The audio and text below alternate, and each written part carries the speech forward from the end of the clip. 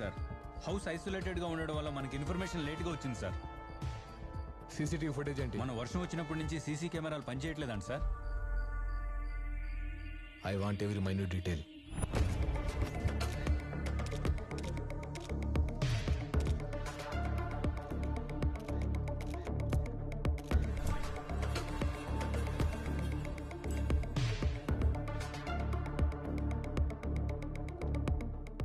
Counter firing జరిగింది. Bullet ఎవరికైనా తగిలైనా ఉండాలి, లేదా ఎక్కడైనా మిస్ అయినా ఉండాలి. తెలుసుకోవాలి. ఈ ఇన్సిడెంట్ జరగకముందు ఎమ్మెల్యే అండ్ గ్యాంగ్ ఇటువైపు వెళ్ళడం కొంతమంది చూశారంట సార్. ఆ ఎమ్మెల్యేని అరెస్ట్ చేయడానికి ఈ మాత్రం లీడ్ సరిపోతుందేమో సార్. ఎంక్వైరీకి లీడ్ చాలు, దాన్ని ప్రూవ్ చేయడానికి ఎవిడెన్స్ కావాలి.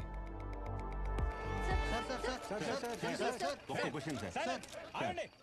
గతంలో యాదగిరి తనకి ఎమ్మెల్యే సురేష్ నుంచి లైఫ్ థ్రెట్ ఉందని కంప్లైంట్ ఇచ్చాడంటున్నారు, నిజమేనా? నిజమైతే మీరు ఆయనకి ఎందుకు ప్రొటెక్షన్ ఇవ్వలేదు? ఈ మర్డర్ కి కారణమైన ఎమ్మెల్యేని ఇంతవరకు ఎందుకు అరెస్ట్ చేయలేదు సార్?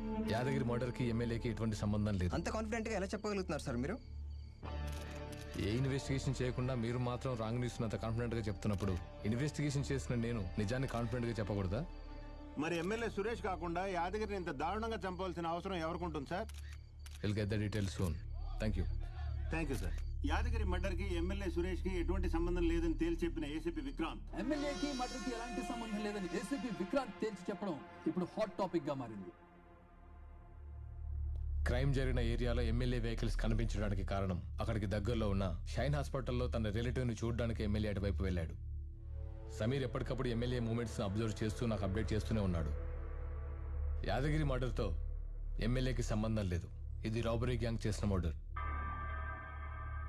సైకిల్ ఊచలు వెపన్స్ అవుతాయా అన్నారు కదా, ఈ కేసులోనే కాదు, వాళ్ళు చేసిన అన్ని రాబరీస్లో వాళ్ళు యూజ్